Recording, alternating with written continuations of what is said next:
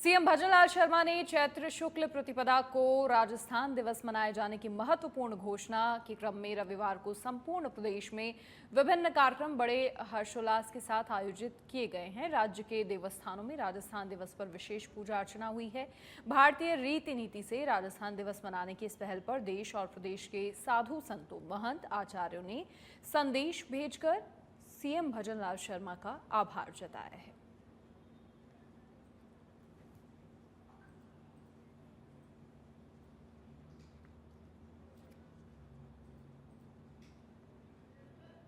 पंछी को छाया नहीं, फल लागे अति दूर। हमको बताते हुए बहुत प्रसन्नता हो रही है कि जिस देश का और जिस प्रदेश का राजा आध्यात्मिक हो जाता है, वहाँ की प्रजा भी आध्यात्मिक रहती है और धर्म और कर्म दोनों साथ साथ नित्य नई ऊंचाइयों पर पहुंचकर उस क्षेत्र का, उस प्रदेश का, उस देश का उत्थान होता है।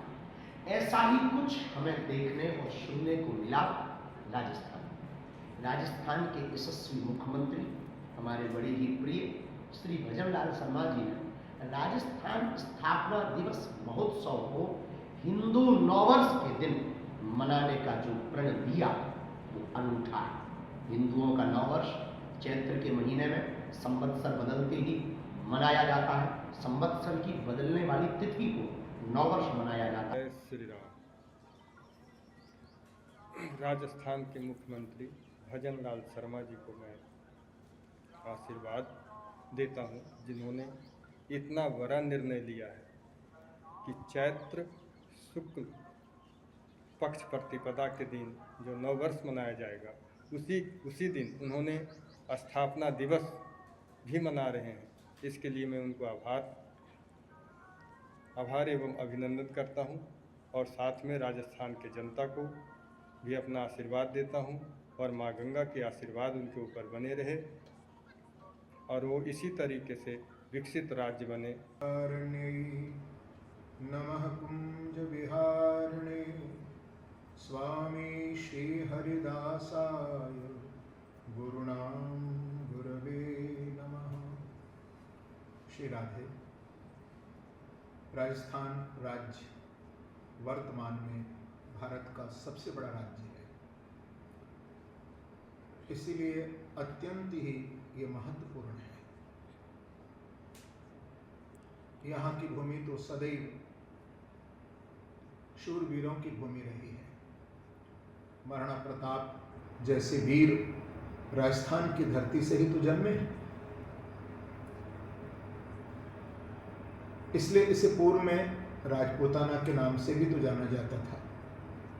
राजा रजवाड़ों की धरती के साथ ही राजस्थान की सांस्कृतिक धरोहर जैसे विविध लोक कलाएं, रंग कर्म, कठपुतली नृत्य, स्थापत्य कला एक अलग पहचान लिए हुए हैं। मंत्री एवं सांसद भूपेंद्र यादव अपने संसदीय क्षेत्र खैरथल तिजारा के दौरे पर रहे। इस दौरान विभिन्न कार्यक्रमों में उन्होंने शिरकत की, जहां केंद्रीय मंत्री भूपेंद्र यादव खैरथल तिजारा में महिला थाने का उन्होंने उद्घाटन किया, तो वहीं राजकीय उच्च माध्यमिक विद्यालय पहुंचकर दिव्यांगजनों को उपकरण वितरित किए। इसके साथ ही क्षेत्र के विकास को लेकर महत्वपूर्ण घोषणाएं की। आज चेटी चंड दिवस भी है, गुड़ी पड़वा भी है, आज नवरात्रों का शुभारंभ भी है और 9 दिन बाद हम लोग रामनवमी भी मनाने वाले हैं। मैं सभी को शुभकामनाएं देता हूं। राजस्थान दिवस पर राजस्थान सरकार समाज के सभी वर्गों के लिए लगातार आने वाले समय में काम करे और ज़मीन पे भी जैसा दिख रहा है कि खैरथल में एक महिला पुलिस स्टेशन का उद्घाटन किया गया और डोमेस्टिक वायलेंस जो एक बड़ा विषय है, उसमें केवल केस बढ़ाने की बात ना हो, काउंसलिंग की बात हो, तो काउंसलर की व्यवस्था भी की गई है। उसके साथ ही साथ हमारे जो दिव्यांगजन हैं, जो दृष्टिबाधित लोग हैं, जो अन्य रोगों से पीड़ित हैं, उनको यहाँ बैसाखी, ट्राइसाइकिल और साइकिल देने का कार्य किया गया है। करौली के हिंडौन सिटी से अब बड़ी खबर, जहां अवैध हथियार तस्करी के खिलाफ पुलिस की कार्रवाई। एक युवक को गिरफ्तार किया है। देशी कट्टा और 2 कारतूस बरामद किए गए हैं। डीएसटी टीम और हिंडौन सदर थाना पुलिस ने ये कार्रवाई की है और आगे अब पुलिस लगातार आरोपी से पूछताछ कर रही है। एक युवक को गिरफ्तार किया गया है। अवैध हथियार तस्करी के खिलाफ पुलिस की बड़ी कार्रवाई। देशी कट्टा और 2 कारतूस बरामद किए गए हैं और लगातार अब पुलिस आरोपी से पूछताछ कर रही है। डीएसटी टीम और हिंडौन सदर थाना पुलिस ने इस कार्रवाई को अंजाम दिया है।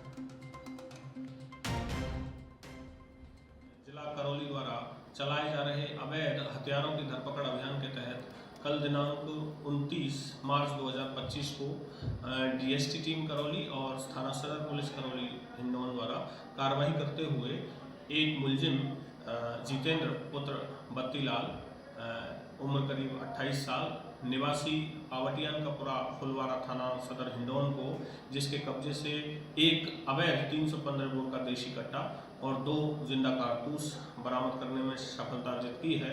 मुलजिम जितेंद्र के खिलाफ थाने पर 3/25 आर्म्स एक्ट में मुकदमा दर्ज कर लिया। कोटपूतली के नारायणपुर में धामेड़ा धाम रोड स्थित नए भाजपा मंडल कार्यालय का उद्घाटन किया गया। कार्यालय का बानसूर विधायक देवी सिंह शेखावत ने फीता काटकर उद्घाटन किया।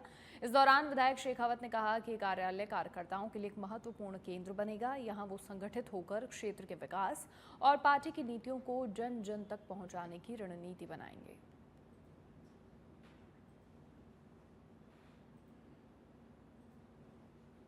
महाराज की तपोभूमि और ये नया जो हमारा कैलेंडर चलता है, जिसको हम नव संवत्सर करते हैं, ये विक्रम संवत के नाम से जाना जाता है। जो राजा भर्तृहरि जी के संन्यास लेने के बाद में उनके जो भाई थे, जो राजा बने, ये उनका कैलेंडर बनाया हुआ है और उसके अनुसार आज नव संवत्सर है और भर्तृहरि महाराज से अलवर का नाता है।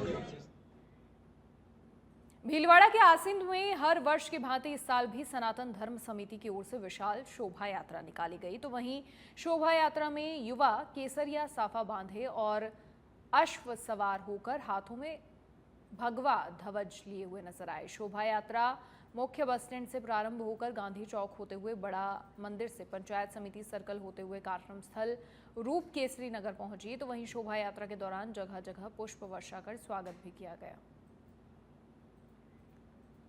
झुंझुनू जिले के चिड़ावा शहर में नव संवत्सर के उपलक्ष्य में आज सर्व हिंदू समाज और विभिन्न संगठनों की ओर से भव्य श्री राम शोभा यात्रा का आयोजन हुआ। ये शोभा यात्रा बागर स्थित कबीर टीला से प्रारंभ हुई, जिसमें हजारों की संख्या में लोगों ने भाग लिया।